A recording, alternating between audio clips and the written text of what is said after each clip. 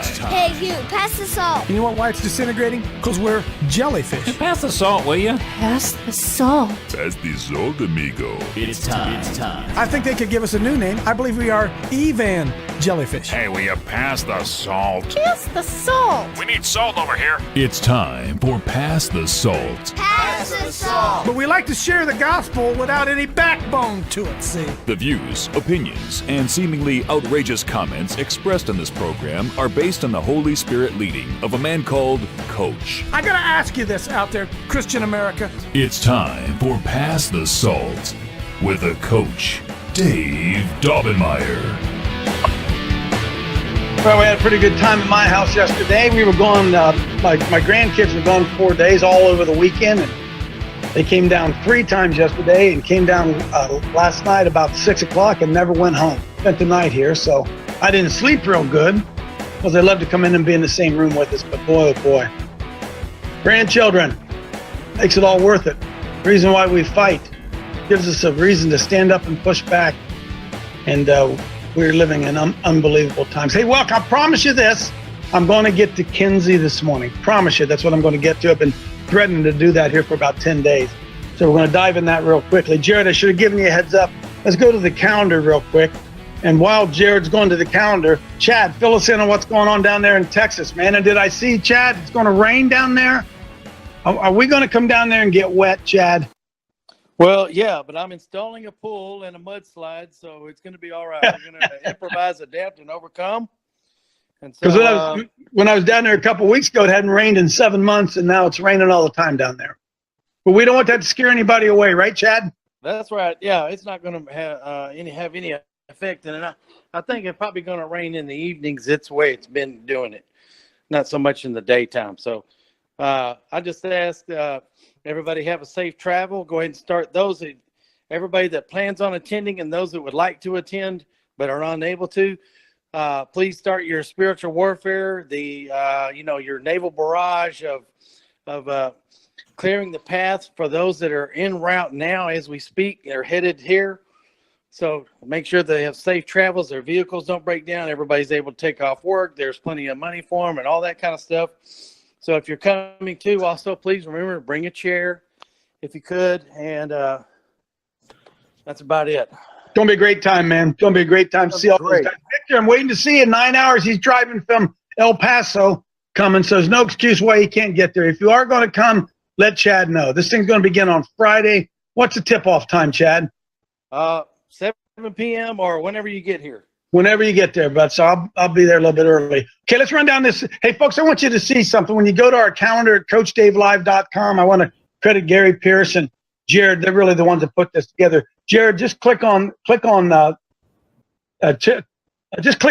Greater Texas Brigade Assembly, and this thing opens up and explains a lot more. There's a lot more details underneath there. So anytime you go to our schedule and you want to know what's going on, all you have to do is go to that events page and click on it. So the next event then is September 29th, Regional Huddle, Coach Dave in Bremen, Ohio. If you're in Ohio or you're close to Ohio, this is an event that's going to be worth it as well. You know, we've had a lot of huddles going on in different places, but haven't done a whole lot here as far as bringing guys together. And Lowell stepped up to the plate. He's got a good place for us down there. Click on that, Jared, and they can see all the details that are going to go on down there. There it is. Well, that's the next one. That's all right. October 3rd, we're in Oskaloosa. I can't even say it. Look at that. Man, there's some good stuff. Oskaloosa, Iowa, October 3rd. That's a Wednesday. Don't miss that one. October 17th. Actually, there's one October 10th I don't have up in there. We're going to go back for a return trip to another part of Iowa. We'll get that up on the screen. That's my fault. I don't have that up there yet. October 17th, we're with Rob Pugh and his brigade up there in Marshfield, Wisconsin. 17th through the 19th, we're going to start out in Marshfield. There's going to be a big crowd. There's going to be hundreds of us there. Come and join us. We're going to start out in Marshfield, and then we're going to end up in Milwaukee on Friday and Saturday. Earnestly contending for the faith. Again, you can click on that. There's all kinds of details there. November 3rd, got a regional huddle going in Bethlehem, PA, and we still haven't firmed up that location, although we know what it is. We just have to firm that up. Going to be doing that. Hopefully, I'll get that done for us today. November, is that it? There's probably something else in there. Number 11. Oh, yeah. Going out to Georgia's a regional huddle at Rose Hill Community Church out in Tulsa, Oklahoma. So if you're anywhere near Tulsa, 10th and 11th are going to be there. So again, just go to our website, click on all those things, and they'll tell you what's going on. And I know I've said this before. Listen, help us out here. You warm weather places, January and February. Let's get some stuff going down where it's warm. All right. I'll poke Dale Socia. Maybe he'll get something going for us down in New Orleans, and I'll poke on some other guys. But we want to be able. We want to stay active. The problem we have here in Ohio is the weather is so unpredictable. It's just unpredictable. January, February, even into March, and so I'm really hesitant about organizing stuff around here. Although, truth be told, we could have an event going on down in Fort Myers, Florida, and a snowstorm hit up here, and you can't get on an airplane to get down there. So there's all kinds of things that are to be considered. But if you want to have a huddle, you're down, I don't care where you are, you want to have a huddle, you get a hold of us, you let us know. It won't cost you anything. We'll rent the building, we'll provide the food, we're just looking for a front man. Somebody says, Coach, I've never done anything like this. I don't have any idea what, you just be the front man and we'll help walk you through it, what you need to do. Chad will help get involved here and getting these things organized, and good stuff going on. Anybody have anything to add there that I didn't get up on there? That all can be found at CoachDaveLive.com/events. Click on the and everything's there. And we'll be updating the stuff as we go on. Anybody? Chad, anybody else? Looking forward Comment, to it. Coach. Yes. Yeah, amazing. This is amazing. I mean, just looking at this calendar and It is thinking about something, where we were a year ago. Yeah. It's God's great, God is just great. And Mark, we got some other exciting plans that we're not ready to release them at this time. But boys, now is the time. Now is the time. If you can't see how the enemy is doubling down, and I'm going to tell you, if you think your local pastor is going to be the guy that's going to pull this together, man, if you're going to wait on somebody else to get it done, what's that we said? I'm looking for someone else. I'm looking for somebody else. Yeah. Well, that somebody else is you. And you got to step out of the boat, and you're going to have to make it happen. And thank God nothing happened on 911 yesterday. But that doesn't mean we're out of the blue on that one and out in the clear on that one, because, man, it's just anything could happen at any time. And we don't know which side. We don't know which side's which side. We really, really don't. So bless y'all. Bless y'all. Anybody else jump in there? Anything for the good of the group here before I'm going to dive into Kinsey today. I've been threatening to do it. I'm going to do that here in a minute. I'm going to open your eyes, and some stuff's going to probably blow your mind. Anybody want? Dave, I got something. Okay, Chad.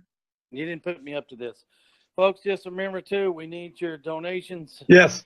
If you can do the $20 a month, I mean, I'm just saying, it just takes money to run this stuff. And, your donation also is also, we use this to help other people make some of these huddles and stuff, these regional brigade meetings and stuff. So we help folks. So help us help them. So please don't forget to donate. Please, thank you. Yeah, man, we got a hat. I have the new visors that are in. They're all red. I got my Protect the Flock with a Glock shirt. Folks, listen. I just say this over and over. If 1,000 people gave $20 a month, it wouldn't be a burden on any of us. You say, oh, that's $20,000.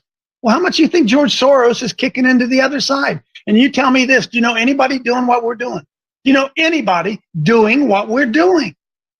And the answer to it's no. Nobody's doing what we're doing. And so $20 a month, holy smokes, the stuff that we could get done. The people that we could turn out. Boots on the ground matter. I'm going to show you that stuff right now. Chad, good lead in. Thanks. See, it's like everybody always thinks everybody else is giving. And they're not. Not everybody's doing it. Come on, $20. I'm trying to break. That's $1 a day. Let's see, 5 programs a week, 4 weeks, 5 times 4, new math, 20. $1 a day. $1 a show. Come on. Thanks, Chad, for bring that up. Okay, let me, Jared, let's go straight to our stuff, because I want to show you something.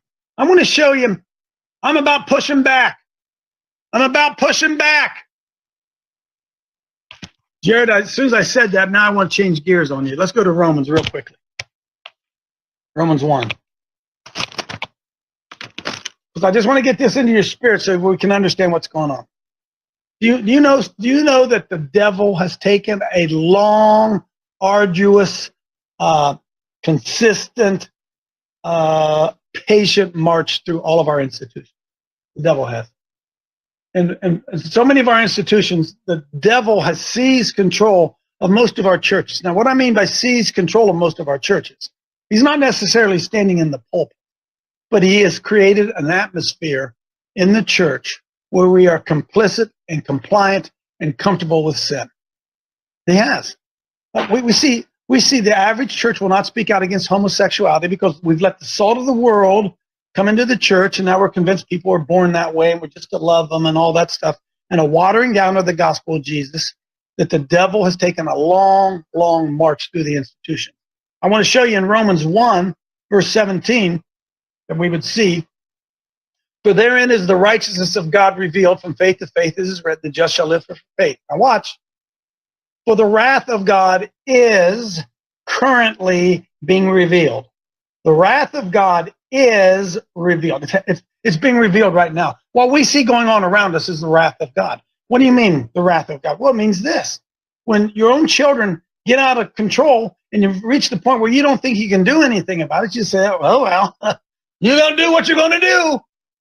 And that's the hand of God being taken off. That is the wrath of God being poured out. Say, okay, I ain't going to mess with you. If you're going to do that, you're going to do it. Okay? So the wrath of God is revealed from heaven against all ungodliness and unrighteousness of men who hold the truth in unrighteousness. We hold the truth. How do you hold the truth in unrighteousness? You don't defend it. You don't stand up for it. You don't walk out. Because that which may be known of God is manifested. It's obvious, for God has showed it unto them. For the invisible things of him from the creation of the world are clearly seen, being understood by the things that are made. We're the things that are made. We understand there's a God. We understand there's something bigger than us. Even his eternal power and Godhead said that we are without excuses. David Arthur in here? I don't know if he is. Probably. Maybe I hope he's sleeping like a baby. Nope, Hey, David Arthur. Those homos are without excuse. Absolutely. Romans 1 tells us that. They're right there without excuse. And why do they have an excuse? Because we excuse them. We give them an excuse. Say, well, yeah, maybe God did make it that way. See, folks, that's the judgment of God. When the righteous are unrighteous, or when we hold the truth and unrighteousness, that's a judgment of God. Do you see what's going on? Because that when they knew God, when they knew God, they glorified him not as God. Neither were they thankful, but they became vain, and their imaginations, their foolish heart was darkened. They became professing themselves to be wise. They became fools and began to follow scientific studies and researchers and college professors and started following all this stuff. And then all these experts come into the church, and the next thing you know, they've taken control of the church. They've changed the glory of the uncorruptible God into image like into corruptible man, into birds and four-footed beasts, creeping things. So God just said, that's it, man. So God also gave them over to the uncleanness through the lust of their own hearts to dishonor their own bodies between themselves. He changed the truth of God into a lie, worship and serve the creature more than the creator, who's blessed forever. For this cause. For what cause? We just read it. We just read the cause. God gave them up to vile affections, for even the woman did change the natural use unto that. See, God isn't going to judge America because of homosexuality. Homosexuality is the judgment of God on America. Calm me down here, Coach. Calm down. Okay, we could go on and read all down through there. We know Romans 1. Okay, so I'm going to show you something. Here's a pushback coming. Jerry, pull that first thing up there. How long are we going to put up with it? How long are the heathen going to rage? How long are the righteous going to allow this stuff to go on? We were doing a little bit of a discussion before we got in there. Larry started an organization called STAB, pushing back against Islam. How long are we going to put up with? How long are we going to put up with the undermining of America through Islam, through multiculturalism? How long? Now, I'm excited to see this. This is why I want to show you, because we're heading someplace today. This is lifenews.com. If you guys don't study, go to this website regularly. Life News. 700 parents show up to school board meeting to demand schools stop pushing sex on their kids. About time. Really? I haven't read the whole article. I skimmed it. I'm not going to go down and read through it, Jared. This is in California, I think. I don't want to spend a whole lot of time on it. Sacramento, California. Sacramento, California. I wonder how many pastors were there. Do you have any idea how easy it would be? The largest minority, call it whatever you want to, largest minority group in America's church. We're actually the majority, but we're viewed as a minority. What if just in your local town, what if you got the Baptist pastor and, well, you couldn't get the Methodists because they would agree with it, right, I suppose. And what if you just got all the God-fearing people and showed up at the daggone school board and said, listen, you're not going to do this. And all of you folks, you sitting on that school board, we're going to recall you. If you allow this to come in, this crap to come into our school, we are going to recall you. And we're going to put people on the school board that ain't going to allow this to happen. And if you look across America, everywhere you look, the left is defying government. The left is constantly defying government, and the right is constantly obeying government. Am I seeing it differently than that? Coach? Yeah. Hey, 15:22. I was reading this yesterday. This ties in with what you're saying. This is Jesus speaking. He said, if I had not come and spoken to them, they would have no sin. But now they have no excuse for their sins. So you know what?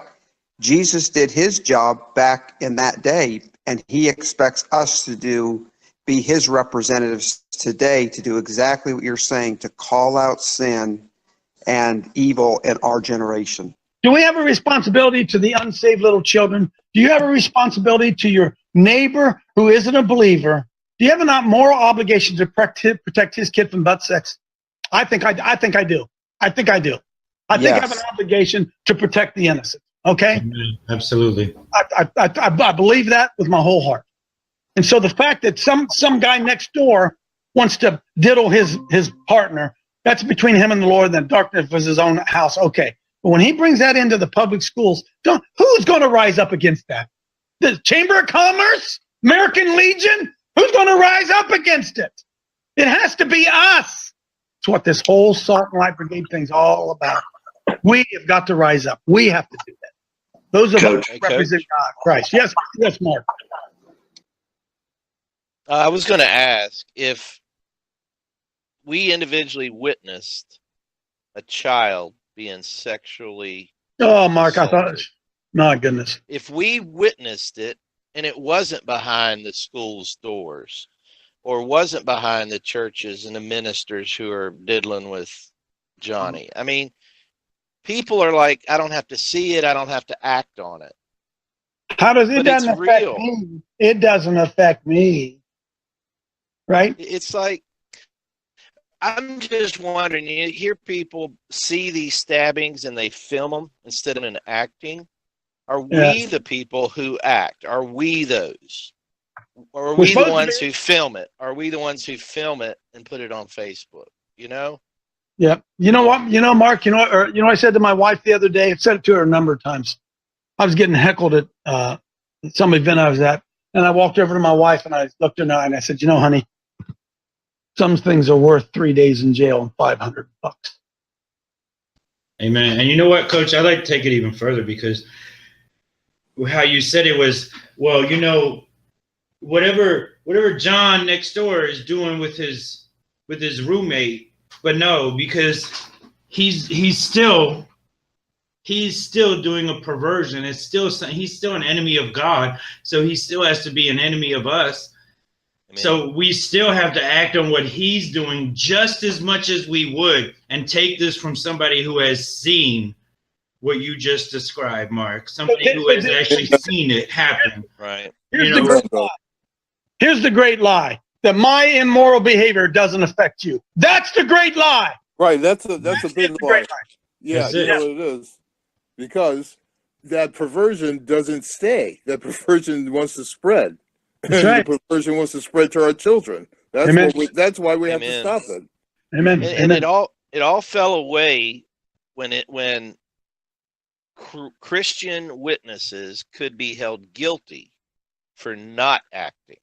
Some of us need to go to jail, brother. Some of us need to go to jail. Right. That's right. For not acting. That's right. So, all right. Roger, were you trying to say something? I thought I heard you there. I'm not calling you in if I didn't.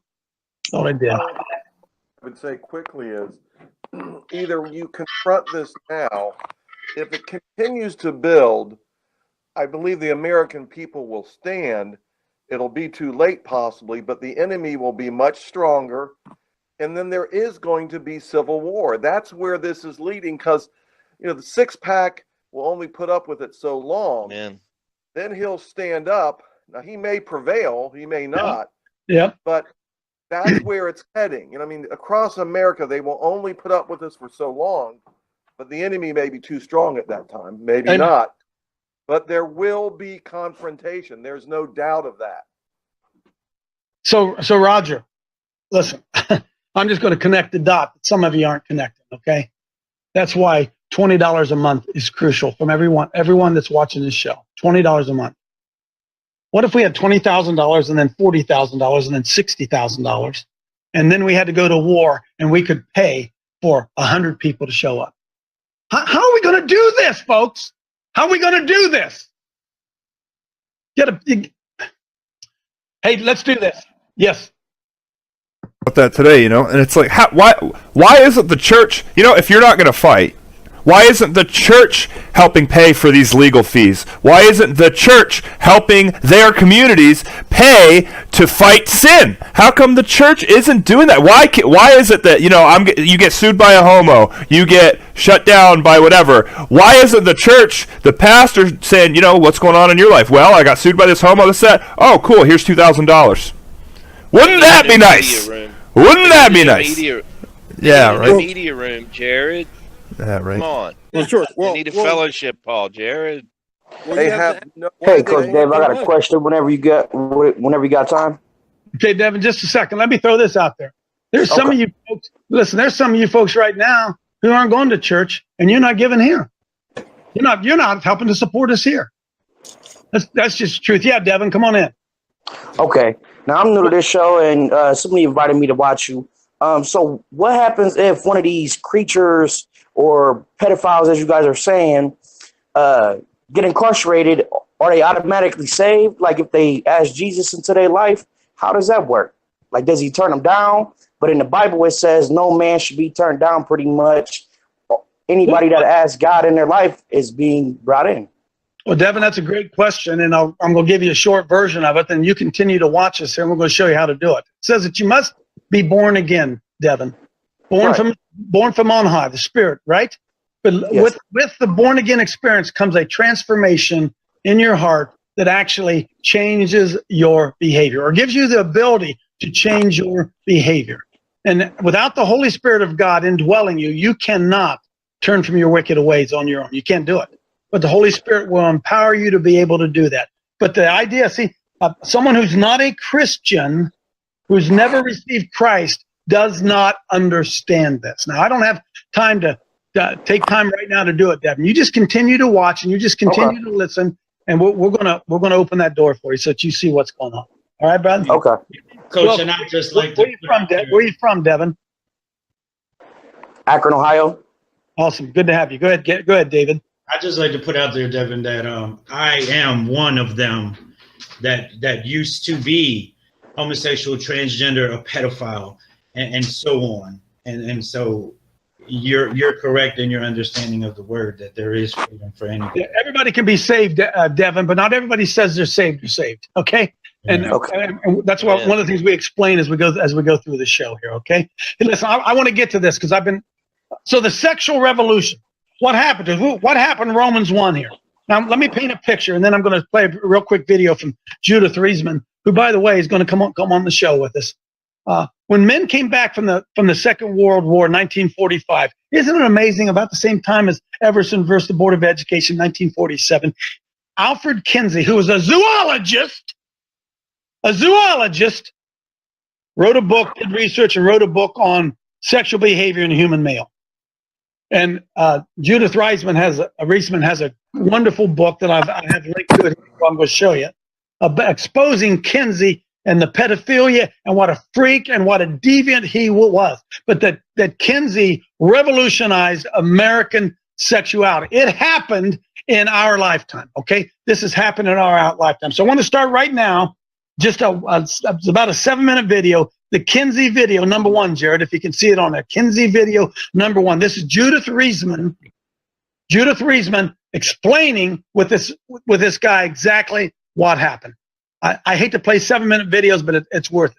By the way, this may be a two-part teaching. Go ahead, Jared. I met up with Dr. Judith Reisman, a world historian in the destruction of human sexuality. Dr. Reisman is recognized as an expert witness exposing the sex industry's hidden agenda. PlayBoy sued you, or you sued PlayBoy? No, PlayBoy sued me for libel and slander. And what happened? I won.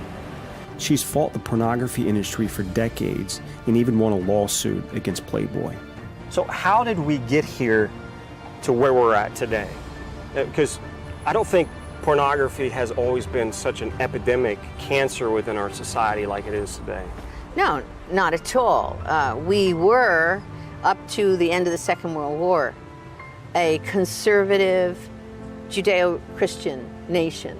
The turning point for all that was Dr. Alfred Kinsey, his book, Sexual Behavior in the Human Male, 1948. He was the father of the sexual revolution, and therefore the father of everything that has come from that. And certainly one of the key things was pornography. Dr. Alfred Kinsey ushered the destruction of our nation's moral code with his books, Sexual Behavior in the Human Male and Sexual Behavior in the Human Female, known as the Kinsey Reports. The world recognized him as the leading scientific expert on human sexuality. The reports claimed that humans were sexual from birth, and that what we deemed as immoral sexual behavior was actually normal, thus making it moral.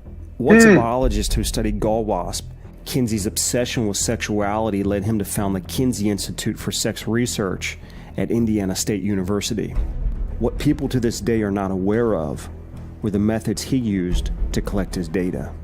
And I looked at the graphs that he provided, 30, 31, 32, 33, 34 tables. And I said, wait a minute, that's a 2-month-old baby.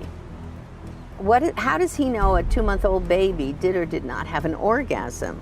And then table 34, a 4-year-old child, 26 orgasms in 24 hours? That's an around-the-clock experiment.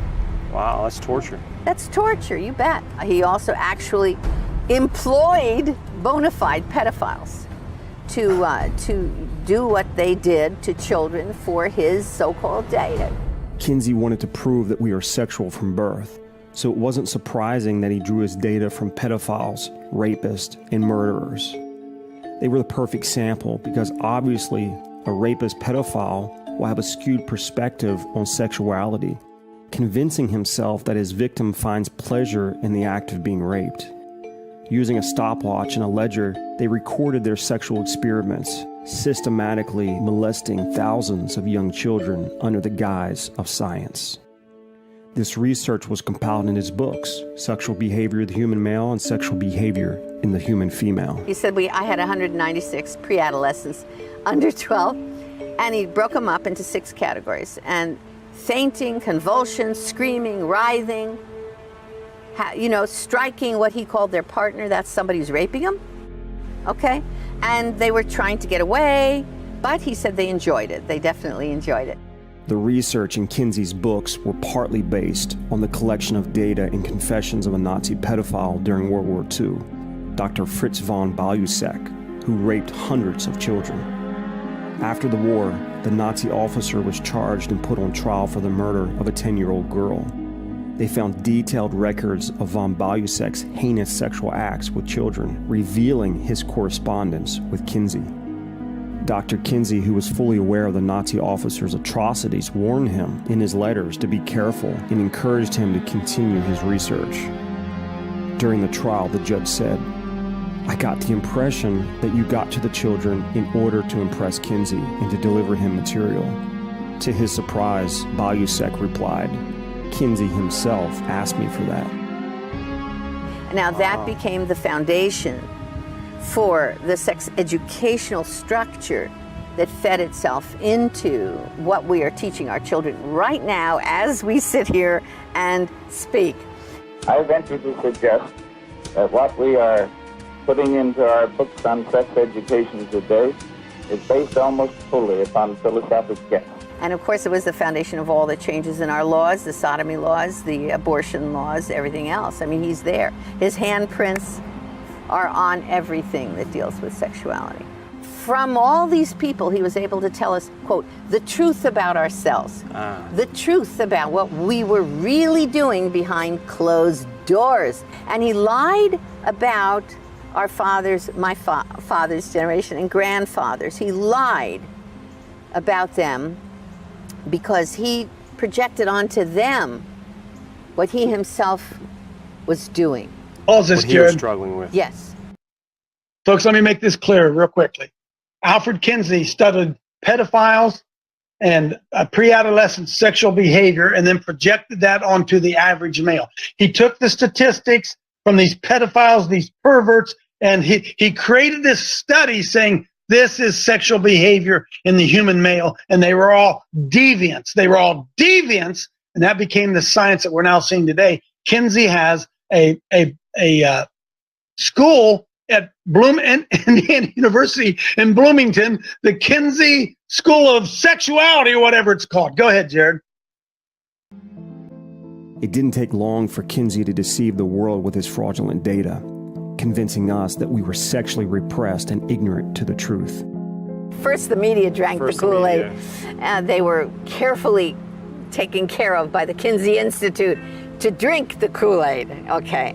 And then once they drank the Kool-Aid, the scientists, quote unquote, drank the Kool-Aid, and then the legislators drank the Kool-Aid, and then the lawmakers drank the Kool-Aid, and here we are. Essentially, what Kinsey did was he changed our belief about ourselves. This change of belief naturally changed our behavior. Soon, Kinsey's ideas permeated everything in our society, from our legal system, reducing the penalty for sexual crimes and legalizing abortion, the media promoting his philosophy to the educational system, teaching children his views on sexuality. What's more, the pharmaceutical industry capitalized from the sexual revolution. We saw the emergence of STDs, sexual enhancers, and the morning after pill. The divorce rate soared along with sexual crime. As a people, we would never be the same again. Our innocence was lost forever. Ultimately, Kinsey's fraudulent data led to the legalization of pornography. One of the virgins in college that read Kinsey and believed him was a guy named Hugh Hefner. Okay, so he's in college. So Hefner was an advocate for Kinsey's. He reads Kinsey and he says, hey, everybody's been lying to me. They've all been diddling around doing all this stuff, and I have been standing here being a nice guy. Forget it. He says, I will be, and I'm quoting him, Kinsey's pamphleteer. I will be Kinsey's pamphleteer. Really? So from there, he began to advocate for changes in the law, and he created a magazine called PlayBoy, which then he said would reflect what Kinsey had found about human sexuality. In his fraudulent data. America was educated by a pedophile whose work was labeled as science. Just as Darwin was the father of legitimizing evolution, Kinsey was the father of legitimizing the sexual revolution and all that's based upon that today. Sure enough, Hefner was true to his word.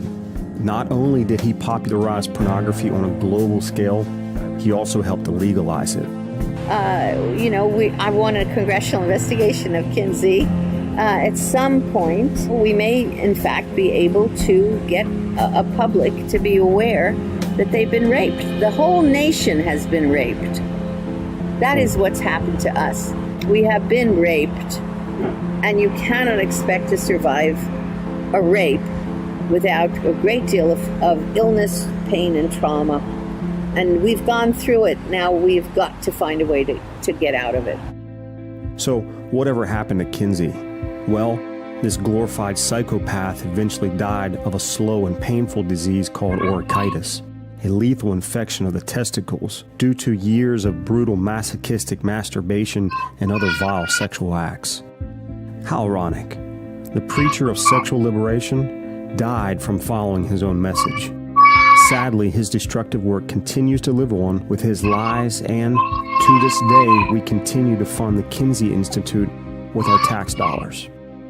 Now, for any man who's trapped in pornography, he must first realize that the root of the problem is based on a lie by Kinsey and a lie from the enemy of his soul.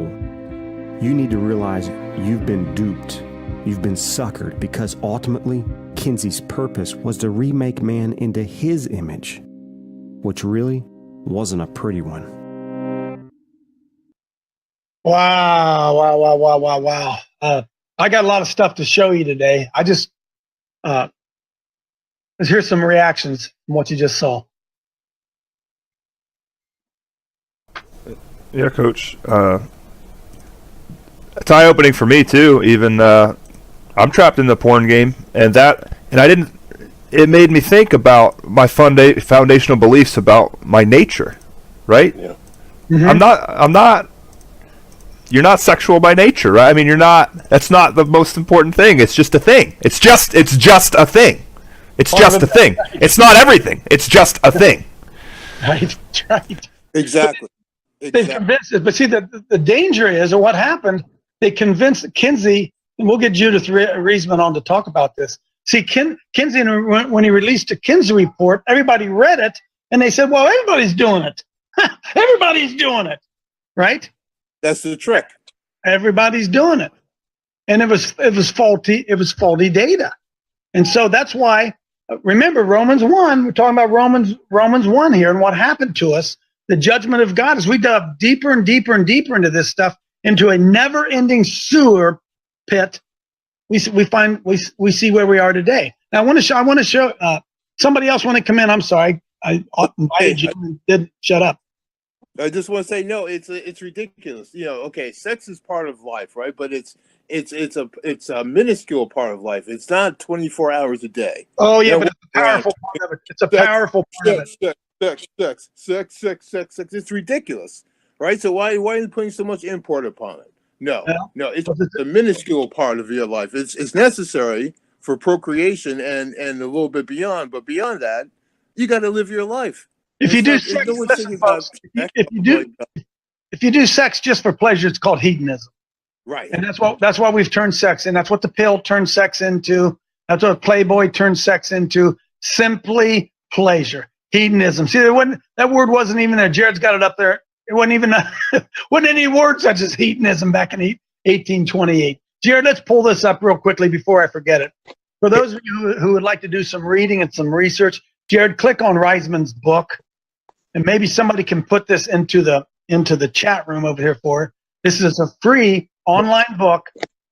Judith Reisman's book.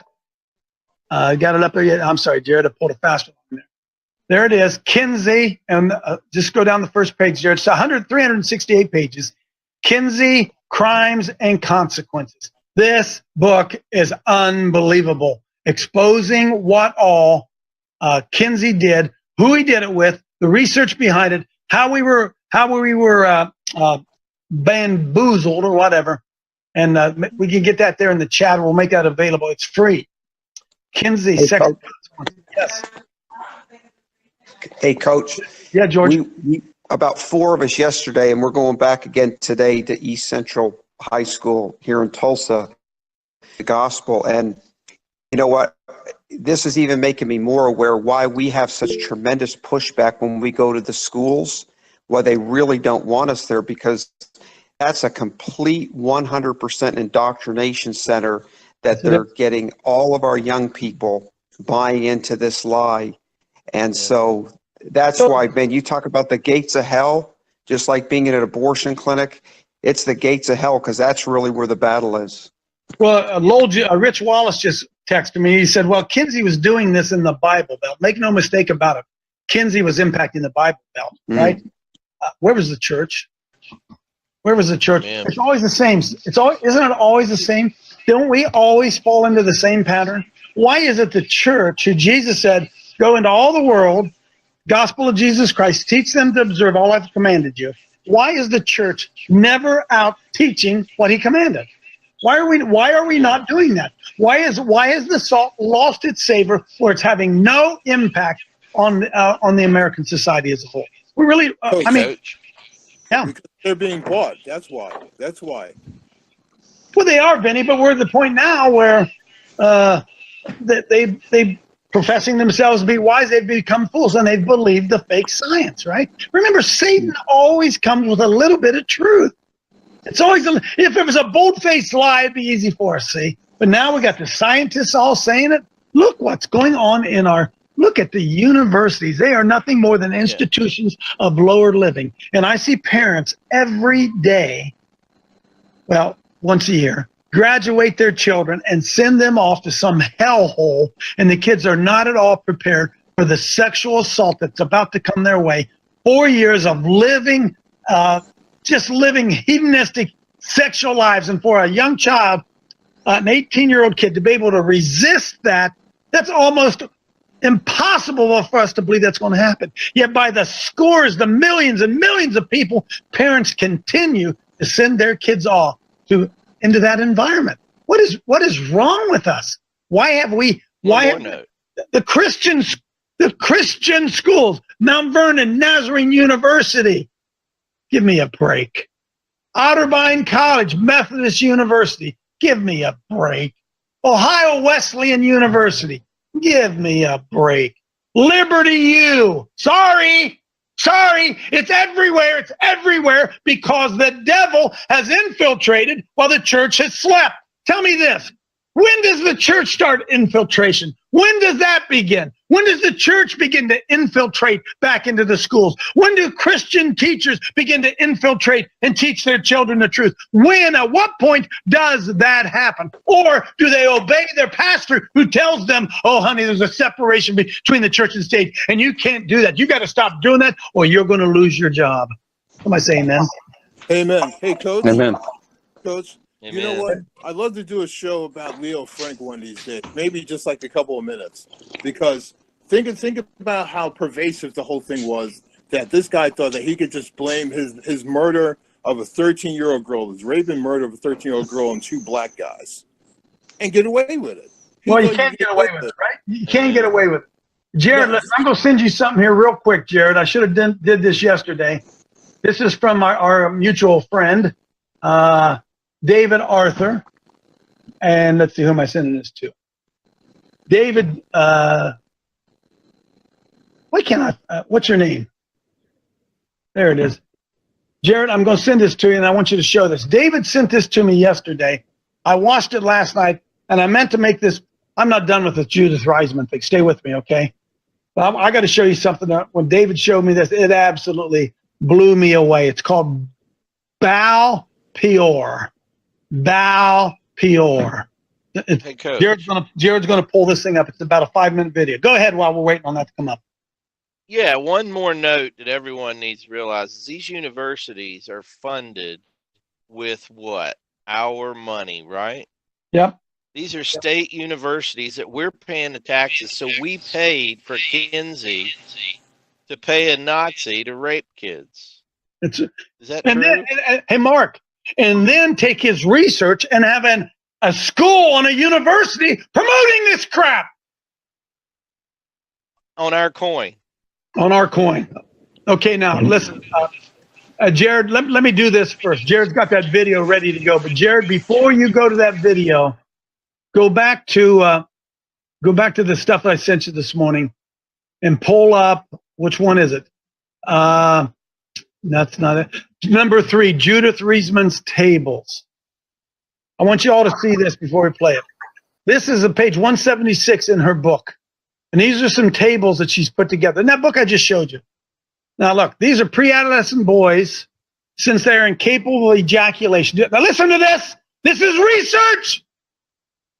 Pre-adolescent boys, since they are incapable of ejaculation, may be as uncertain as some inexperienced females in the recognition of an orgasm. In consequence, the record on such early experience is incomplete in most of the histories, and it is as yet impossible to make any exact calculation. Okay, so here we are, pre-adolescent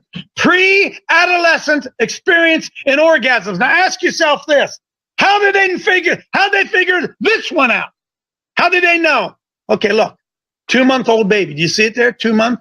They did 2-month-old babies he didn't reach an orgasm. A 4 month, they did it on 2 of them. They didn't reach orgasm. 5 going followed them up to 1 year. They did 28 of them, 19 up to 1 year. 28 of them were tested. 19 reached orgasm. 19 did not reach. 9 did reach. Yada yada. Then they go to 2 year. Do you understand? Do you understand Kinsey's research? Doing this on 2-year-olds? Folks, do you get this? And then he took this and created science and created something called what? Sexual behavior in a human male. Not telling you, they're doing it to 2-year-olds. And there's Somebody's grandchildren. Somebody's grandchildren. And they want to tear down statues of Robert E. Lee, Thomas Jefferson. Okay, Jared, pull that back. That chart, I'll make this chart available for you too. It's unbelievable. And she talks about it here in her book. But I got to play this because David just sent it to me. This is called Baal Peor. It blew me away. Folks, remember this.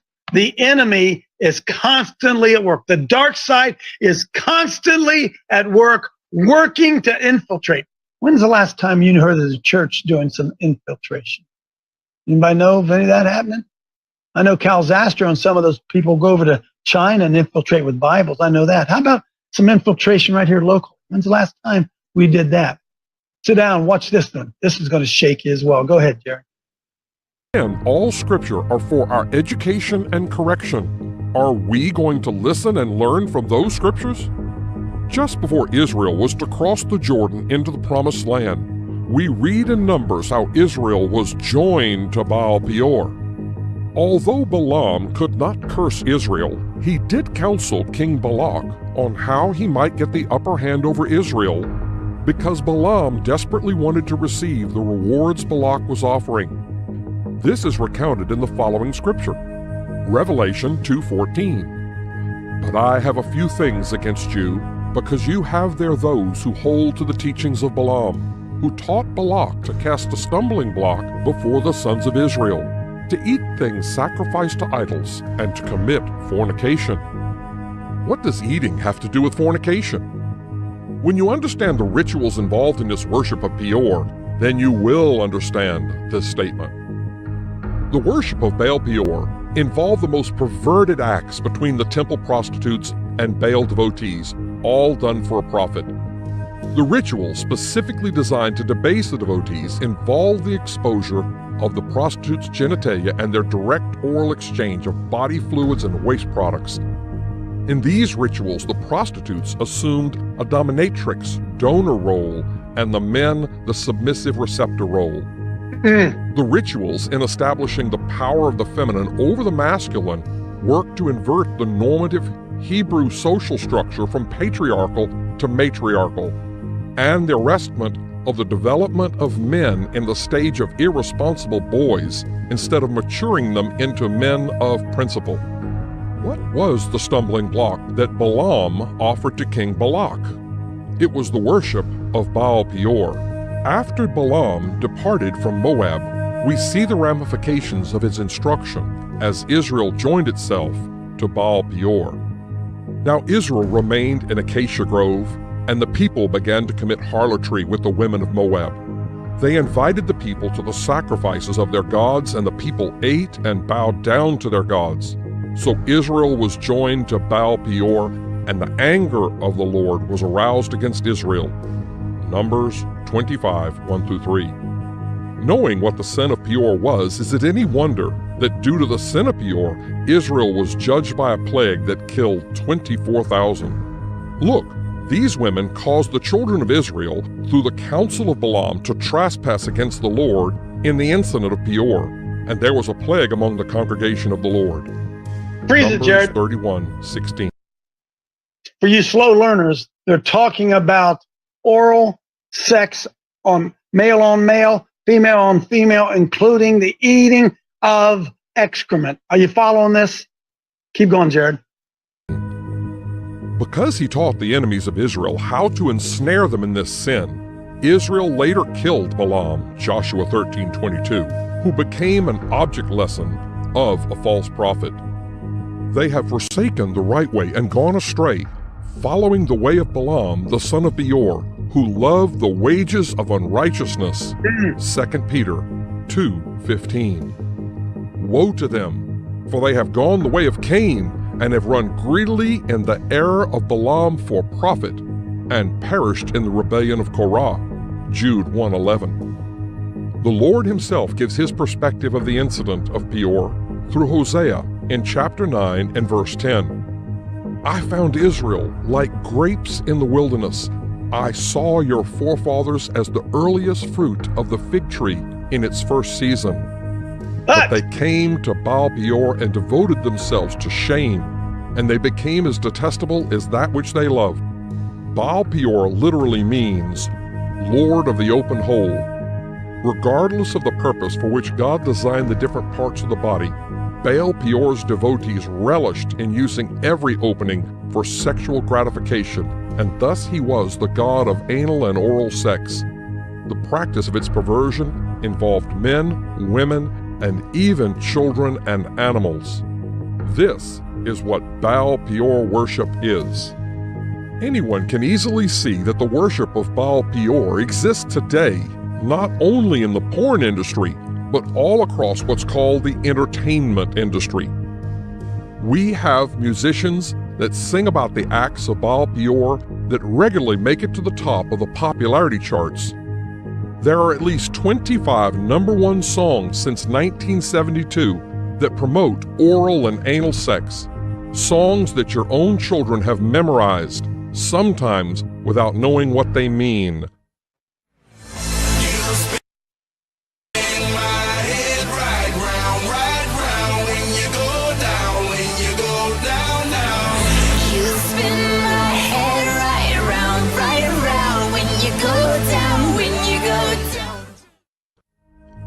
So-called artists like this are nothing more than modern-day Baal Peor temple prostitutes who glorify the use of every orifice for lascivious gratification, evoking the audience to worship of Baal Peor.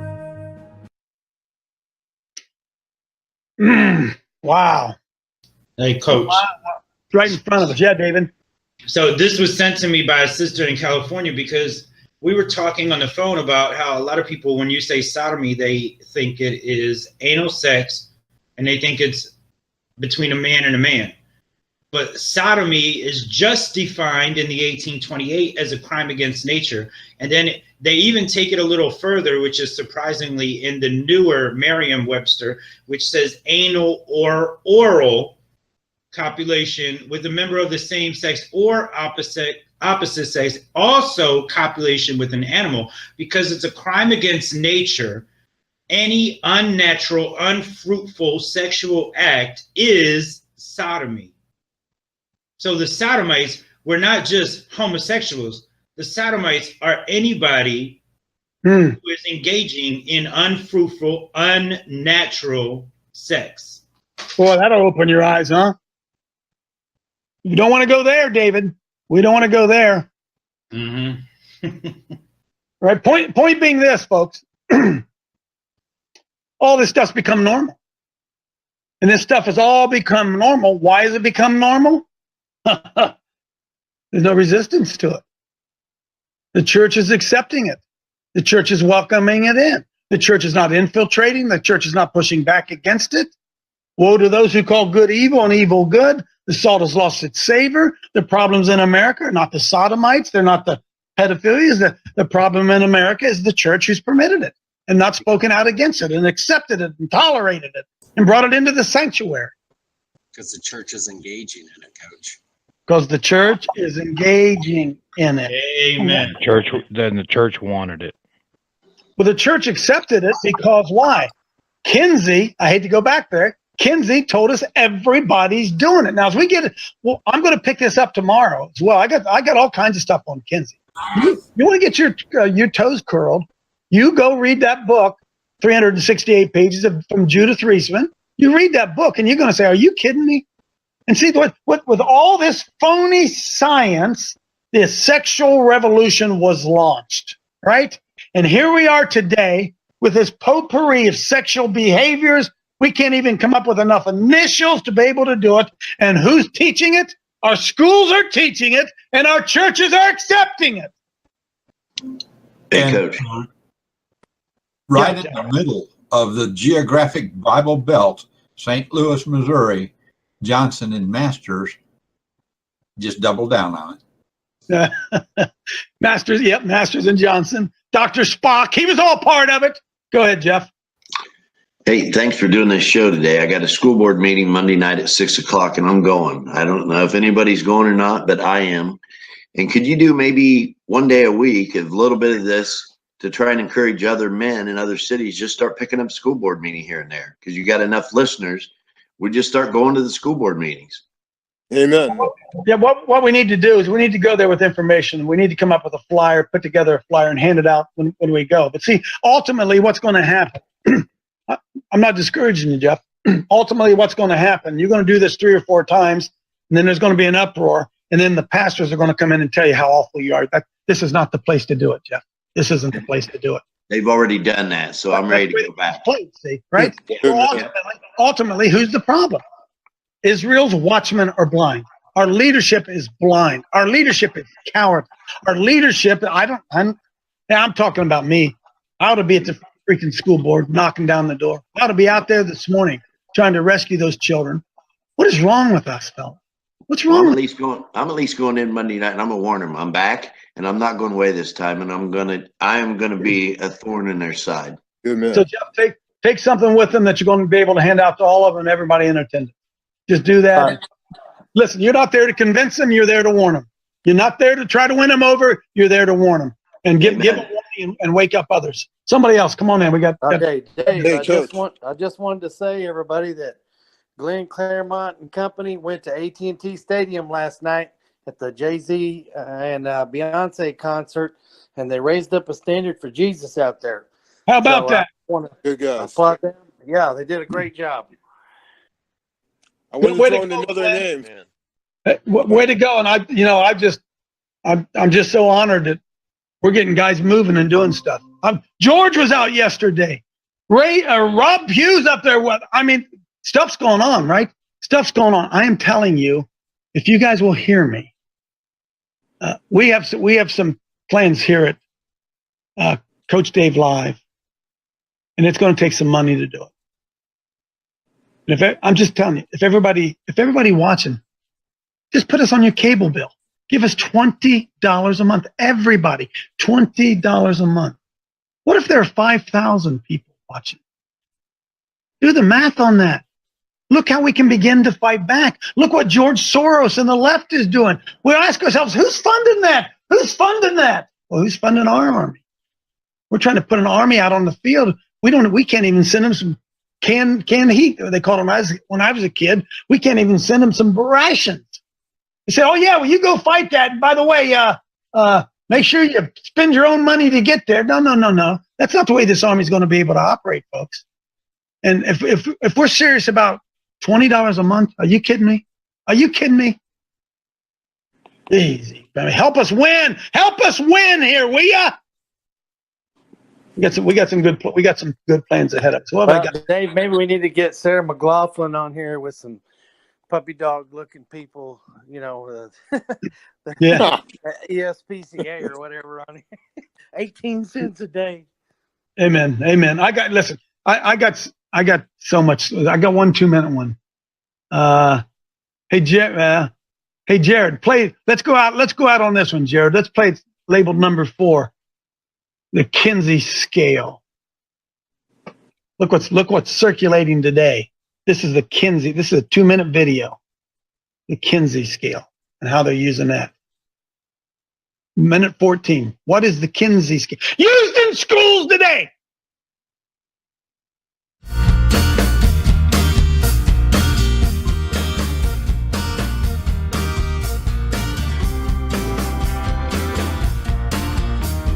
Interviewed 17,000 people about their behavior.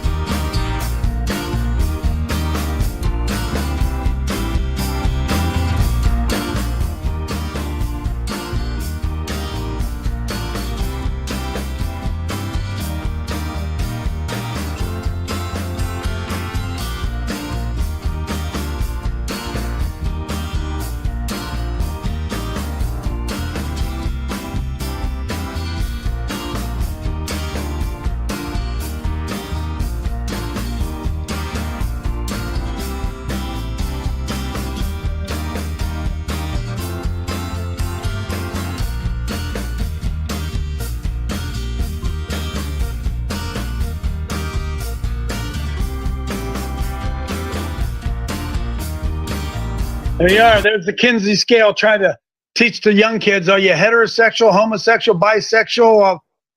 We live in a wicked, wicked world. And it's going to remain so until those of us who carry the name of Christ raise up a resistance against it. God bless you. We'll see you tomorrow.